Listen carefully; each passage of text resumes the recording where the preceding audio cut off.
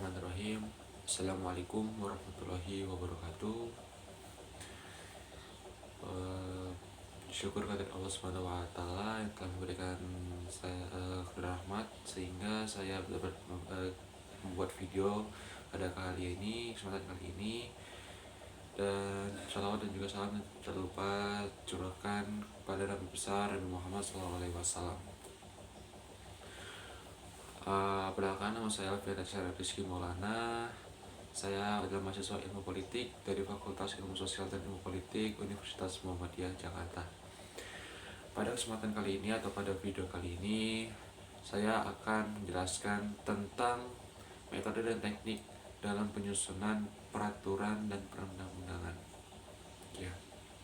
Jadi bagaimana dalam dalam menyusun dari rancangan peraturan perundang-undangan itu tidaklah mudah.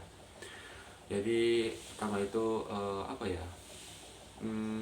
ada yang namanya naskah akademik sebagai acuan untuk pembentukan peraturan perundang-undangan. Nah, apabila tidak ada naskah akademik ini sangat sulit untuk mencari sebagai sumber lah atau referensi atau acuan gitu dalam membuat peraturan perundang-undangan. Nah, jadi saya akan coba menjelaskan dan mengupas sedikit tentang bagaimana dalam metode dan teknis dalam pembuatan penyusunan rancangan peraturan perundang-undangan. Ya. Jadi, itu ada bab pertama yaitu pendahuluan, dan dimana ada latar belakang. Latar belakang ini memuat pemikiran dan alasan-alasan perlunya penyusunan sebagai acuan pembentukan rancangan undang-undang atau raperda tertentu. Nah, latar belakang menjelaskan mengapa pembentukan RUU rancangan ini merupakan suatu kajian yang mendalam dan komprehensif mengenai teori atau pemikiran ilmiah yang berkaitan dengan materi muatan rancangan undang-undang atau raperda yang akan dibentuk. Nah, pemikiran ilmiah tersebut mengarah kepada penyusunan argumentasi filosofis, sosiologis, serta yuridis guna mendukung perlu atau tidak perlunya penyusunan RUU rancangan peraturan perundang-undangan lah ya. Kemudian adanya identifikasi. Nah, masalah pada dasarnya identifikasi masalah dalam suatu peraturan perundang-undangan cakup 4 pokok masalah, yaitu permasalahan apa yang dihadapi dalam kehidupan berbangsa dan bernegara dan bermasyarakat, serta bagaimana permasalahan tersebut dapat diatasi. Nah, jadi dalam pembentukan peraturan perundang-undangan ini kita harus diketahui dulu apa permasalahan yang sangat sangat sulit untuk diatasi oleh masyarakat, dan terutama merupakan sebuah problematika utama yang sangat diprioritaskan untuk dipecahkan. Nah, jadi kita harus tahu permasalahan apa aja dari sebelum membuat undang-undang ini.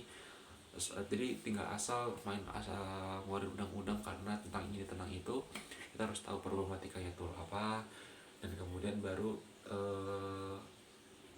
masuk ke latar belakang gitu ya. Langsung untuk sebagai acuan mengapa harus dibuat undang-undang tentang apa. Nah, itu mengapa perlu perancangan undang-undang ini sebagai dasar pemecahan masalah tersebut, yang berarti membenarkan pelibatan negara dalam penyelesaian masalah tersebut. Nah, jadi seperti yang dijelaskan tadi yang pertama, bahwa masalah itu serius dan mengapa perlu adanya undang-undang yang harus dan juga negara sampai turun tangan untuk memecahkan masalah tersebut, entah tentang masalah ekonomi, sosial, budaya, atau hal apapun yang memang sangat meresahkan masyarakat gitu. Nah, kemudian selanjutnya, apa yang menjadi pertimbangan atau landasan filosofis, sosiologis, yuridis pembentukan peraturan perundang-undangan tersebut. Nah, apa sasaran mewujudkan ruang lingkupnya? Nah, kalau tadi kita menjadi pertimbangan landasan filosofis, sosiologis, yuridis, ya kan? Jadi apa yang membuat pertimbangan kita dengan pertimbangan apa yang diperlukan dalam pembuatan undang-undang ini begitu. Jadi harus perlu pertimbangan, dan tidak hanya kita harus mengkaji lebih dalam juga. Jadi tidak hanya sekedar masalah ini, ini masalahnya utama, masalah besar nih, nah langsung kita bentuk, enggak, kita harus kaji dulu lebih dalam lagi, harus penuh pertimbangan kenapa kita harus melakukan undang-undang untuk masalah di bidang ekonomi gitu. Nah, kemudian selanjutnya, apa sasaran yang akan diwujudkan ruang lingkup pengaturan jangkauan dan arah pengaturan. Nah, sasarannya apa dan ruang lingkupnya kita untuk sekitar mana, dan apakah misalkan kalau negara mungkin nasional, karena kalau misalkan perda itu hanya daerah, nah itu harus perlu dikaji karena permasalahan apa, dan apa ya, setidaknya seperti mengapa eh, sangat diperlukan gitu pemecahan permasalahan tersebut dan seberapa urgensinya. Nah, kemudian tujuan dan kegunaan kegiatannya dan penyusunan peraturan perundang-undangannya sesuai dengan ruang lingkup identifikasi masalah yang dikemukakan tadi. Nah, tujuan penyusunannya dirumuskan sebagai berikut nih. Nah, jadi dirumuskan seperti merumuskan masalah. Nah, merumus merumuskan permasalahan yang dihadapi dalam kehidupan berbangsa, bernegara, dan bermasyarakat, serta cara-cara mengatasi permasalahan tersebut. Merumuskan permasalahan hukum yang dihadapi sebagai alasan pembentukan peraturan perundang-undangan tersebut sebagai dasar hukum desain atau solusi permasalahan dalam kehidupan berbangsa, bernegara, dan bermasyarakat. Nah, kemudian merumuskan pertimbangan atau landasan filosofis. Nah, ini tadi ya. Kemudian apapun itu, karena kita harus tahu gitu kan, apa tujuan dan sasarannya dan ruang lingkupnya berlaku untuk berapa orang dan dalam tingkat apa gitu, kita harus tahu. Nah, kemudian langsung apa ya, metodenya gitu. Nah, metode penyusunannya itu pada dasarnya merupakan suatu kegiatan penelitian sehingga digunakan metode penyusunan yang berbasiskan metode penelitian hukum atau penelitian lain. Nah, jadi misalkan penelitian hukum dapat dilakukan melalui metode yuridis normatif dan metode yuridis empiris. Nah, metode yuridis empiris ini dilakukan juga dengan penelitian sosial legal. Metode yuridis normatif dilakukan melalui studi pustaka yang menelaah terutama data sekunder yang berupa perundang-undangan, nah putusan pengadilan, perjanjian, kontrak, atau dokumen hukum lainnya, serta hasil penelitian, hasil pengajian dan referensi lainnya. Dan metode yuridis normatif dapat dilengkapi dengan wawancara, diskusi atau forum group discussion, dan rapat dengar pendapat gitu. Jadi apa ya, metode ini tuh lebih mengapa permasalahan ini perlu ada kita buat undang-undang baru itu dapat dilakukan dengan cara kita mewawancari satu persatu masyarakat atau kita mengumpulkan masyarakat dan kita menjadi sebuah diskusi gitu, dan kemudian atau rapat ya semacam diskusi ya sama. Kemudian metode yuridis empiris atau sosiolegal adalah penelitian yang diawali dengan penelitian normatif atau penelaahan terhadap aturan perundang-undangan yang dilanjutkan dengan observasi yang mendalam serta penyebarluasan kuesioner untuk mendapatkan data faktor non hukum yang terkait dan yang berpengaruh terhadap peraturan perundang-undangan yang diliti. Nah, jadi kalau misalkan perundang-undangan ini maksudnya metode yuridis empiris itu kita lebih bukan hanya kita tujuan ke masyarakat dan menanyai seperti tadi, kita mempelajari dari peraturan yang ada, bahwa peraturan ada ini kurang tepat sasarannya misalnya seperti itu, kurang tepat sasarannya dan kenapa karena itu harus dikaji lebih dalam lagi sehingga mungkin ada kesalahan dan ada banyak kekurangan, dan kemudian setelah itu buat kuesioner kepada masyarakat gitu kan ya, kurang lebih seperti itu. Dan kemudian kajian teoritis dan praktik empiris. Bab ini memuat uraian mengenai materi yang bersifat teoritis, asas praktik, asas kemudian praktik, perkembangan pemikiran serta implikasi sosial, politik dan ekonomi keuangan negara dari pengaturan dalam suatu undang-undang, peraturan daerah provinsi atau peraturan daerah kota gitu kan. Nah, kajian teoritis dan kajian terhadap asas atau prinsip yang terkait dengan penyusunan norma, analisis terhadap penentuan asas-asas ini juga memperhatikan berbagai aspek bidang kehidupan terkait dengan peraturan perundang-undangan yang akan dibuat, yang berasal dari hasil penelitian pastinya ya. Kemudian kajian terhadap praktik penyelenggaraan kondisi yang ada serta permasalahan yang dihadapi masyarakat. Nah, kalau kajian terhadap aplikasi penerapan sistem baru yang akan diatur dalam undang-undang atau perda terhadap aspek kehidupan masyarakat dan dampaknya terhadap aspek beban keuangan negara. Kemudian bab 3 itu evaluasi dan analisis peraturan perundang-undangan terkait.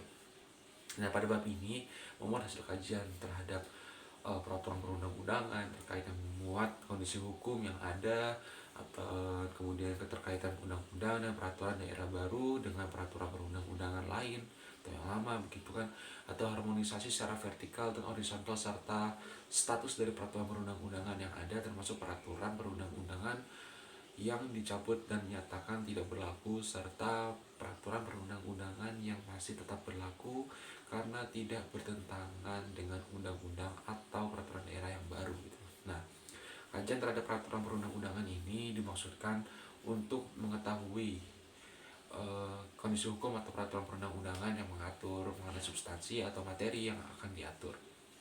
Nah, posisi dari undang-undang atau perda yang baru dengan sinkronisasi, harmonisasi peraturan perundang-undangan yang ada serta posisi dari undang-undang atau perda untuk menghindari terjadinya tumpang tindih pengaturan hasil dari penjelasan Taurat ini, yaitu menjadi bahan bagi penyusunan landasan filosofis dan yuridis dari pembentukan dari undang-undang atau perda yang akan dibentuk.